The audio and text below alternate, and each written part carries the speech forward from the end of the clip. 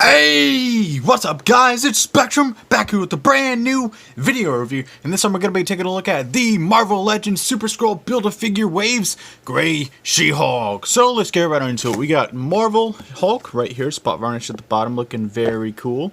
Got the gray and green lettering, letting you know that this isn't like your typical, Bruce Banner Hulk. You got Hasbro spot varnish right there. On the side, you got a nice artwork of the Gray She-Hulk, looking very beautiful and angry. I like that a lot from the top to bottom there. Usually don't really show that off, so I'm going to try to do that. You got that same image going on over here. On the back, you have the product shot. Those read up right here. If you want to read that, go ahead and pause it now in 4 different languages. Got the product shot right here.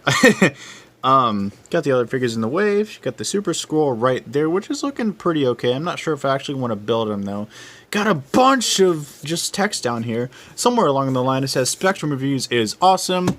Got the barcode at the bottom if you want to search for this figure in your area, because I definitely recommend it. That's about it for the packaging, so without further ado, let's get her out here and see how angry she actually is. Here we have the Gray She-Hulk opened up and out of her packaging, looking very, very cool. And I gotta say, right off the bat, I am deeply impressed with this figure. Let's go ahead and get a closer look here.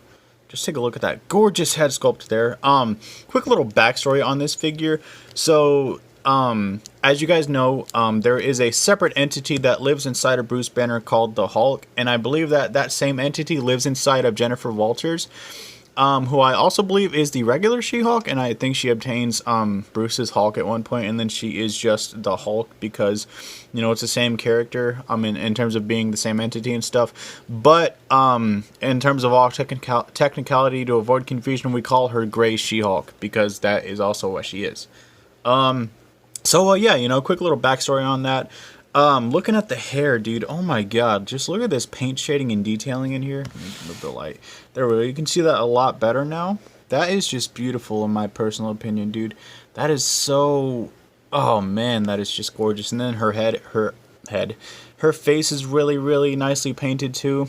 You can see that going on there. I love the way that looks, man. And then her shirt's a separate piece, which is also really awesome, and it adds way more to the sculpt instead of having, paint splotches everywhere. I like that a lot. And then you have her her green veins being painted throughout her body. I do wish they were sculpted on there, but that's fine as is. I'm completely okay with them just being painted. But wow, man, her jeans, the texture detailing is insane. This reminds me a lot of the Hydro Man figure. Let me get him in here real quick. We'll just compare them here in terms of their jeans and stuff. I think this one's more textured than this one, but this one's still pretty nice. So yeah, that's a nice little thing that they did with this figure. And then I can't believe that these are not 2 separate pieces of plastic, dude. Like, look, that is painted gray or painted blue. I believe it's actually painted gray, and then it's just blue plastic underneath, because you look at the the knee joints and stuff, and they are blue plastic. But yeah, dude, that paintwork is immaculate. You got that She-Hulk bootay, ooh, she thick. But yeah, man, just from top to bottom, this figure is so, it's so awesome to look at. It's like it's just beautiful aesthetically. So yeah, that's about it for aesthetics and detailing. And you know what time it is, guys? Size comparison times commence. Here she is next to the Marvel Legends movie Captain Marvel. Here she is next to the Mafex Justice League Wonder Woman. Here she is next to Marvel Legends Scream. Here she is next to Marvel Legends Spider-Woman. And last but certainly not least, since we don't have a Hulk to compare her to at the moment, here she is next to the Marvel Legends Monster Venom Build-A-Figure. Alrighty then, it's time to go over the accessories, and we don't really have a whole lot, but you don't really need a whole lot with a Hulk figure, I don't think. But what she does have is 2 extra hands here, and they are sort of like something that you're going to crush in your hands, and I feel like this is really, really good for stop motions and stuff, especially if you want her to like crush something in her hands from going from this hand to her fist. That would be pretty cool in my personal opinion, and they are both identical. Just show both those off real quick. Got the sculpted fingernails in there and stuff like that. I got some really nice detailing in here, and it's simple enough to just get one hand off and put one hand on. Really not that difficult at all, and I do like that a lot about this figure. And you just port it in there just like so, and she's looking, yeah, she's looking pretty cool then. Yeah, that's about it for accessories. So, articulation times, head to toe. Here we go. So the articulation is really good on this figure, but it's still not perfect. So from the head, she can look up a little bit, and that is fine. I'm cool with that. You know, I wish she could look up more, but I could probably heat up the hair and then get her to look up more if I really wanted to. She can look down that far, which is really nice.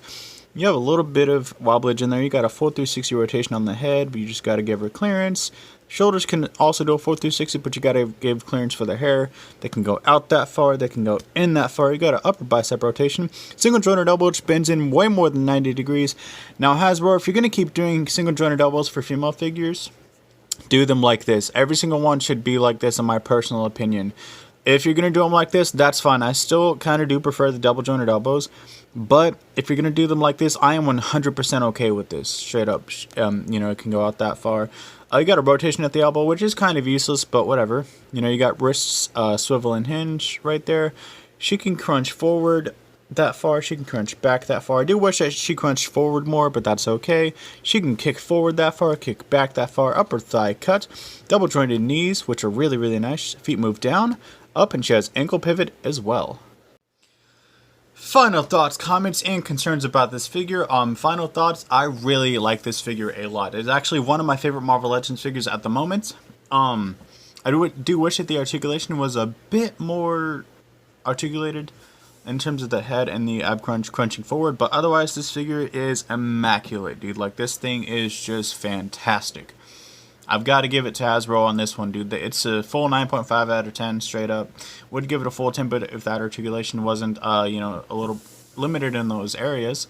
But otherwise, you know, as you can see, she can get some pretty good poses here. And yeah, that's about it for this review, guys. Thank you so much for watching.